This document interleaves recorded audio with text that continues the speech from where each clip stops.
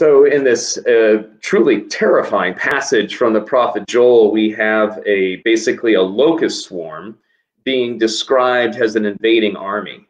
And that basically a cloud of locusts that darkens the skies and can leap over the walls of a city, get into the houses, and it's basically like the imagery here is like a cavalry charge of just like coming over a hill and kind of swarming over the walls of a city and destroying everything in its path.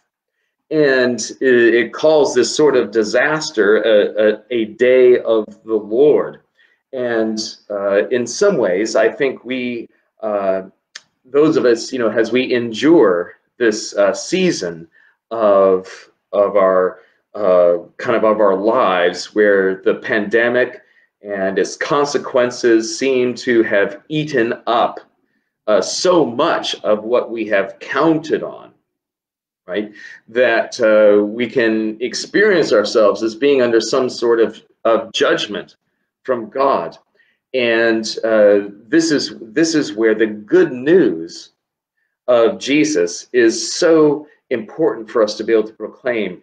That is, that the forces of this world, the forces of darkness and of evil, can indeed, including natural evil, such as a pandemic, can eat up everything that, in a sense, we count on in life to make our lives normal. So, in some ways, we have exposed to us how much we just kind of run our lives assuming that, sunrise, sunset, everything's going to be, the same from one day to another, maybe a little bit better, and we say, oh, God, just make things a little bit better. But that when we come up against the sheer forces of mortality and of brokenness in the creation, we are brought up with, in a sense, everything that is most dear to us, everything that we count on being eaten up. And it is in this day of the Lord that we are called to remember that there is another day of the Lord. That is, in a sense, Friday, the day of crucifixion, the day of suffering, the day of death, is one day in which we are confronted with our mortality, when we come up against our sheer humanness, our mortality, our finiteness, and we come up against God's infinity, God's all-powerfulness. But that all-powerfulness is also to be manifested in his power to create anew. And this, as we read through the book of Job, that is the hope with which we endure suffering and loss, that God makes all things new, and that God can raise us up.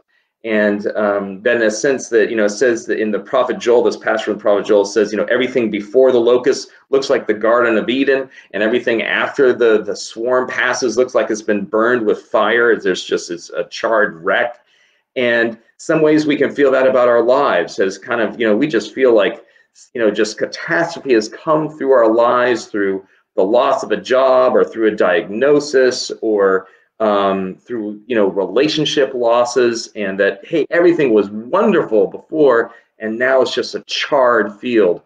But that we give thanks that God comes to bring his new creation in our life, to give us new life in him, in a relationship with a loving God that can restore us, can restore our hope, can restore us in love, can heal our wounds and make fresh again, make fruitful again lives that seem barren and eaten up by the forces of this world. So there is a day coming after the day in which we currently live, a day in which God can restore that which is broken, can renew that which has been eaten up, and will ultimately leave us filled with his righteousness and with his victory.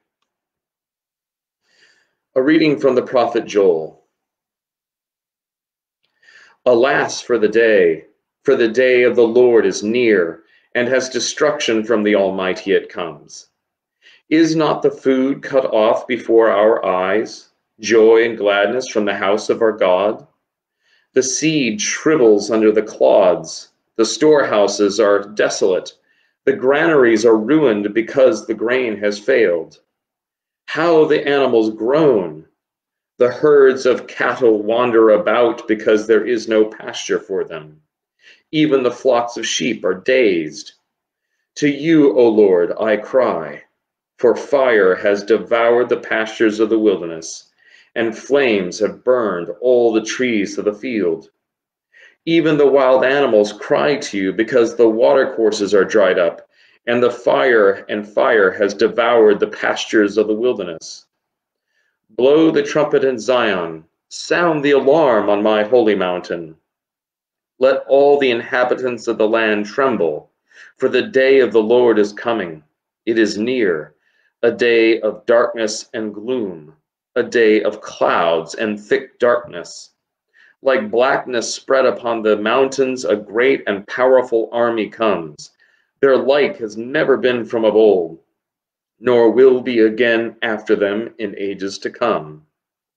Fire devours in front of them, and behind them a flame burns.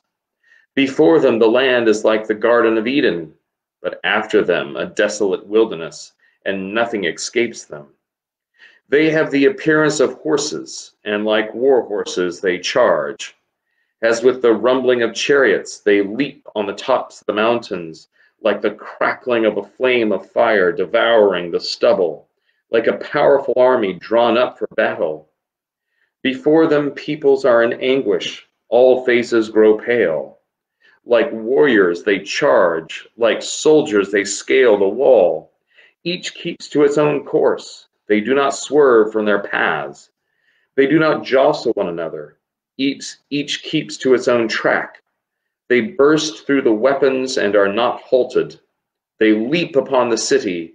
They run upon the walls. They climb up into the houses. They enter through the windows like a thief. The earth quakes before them. The heavens tremble.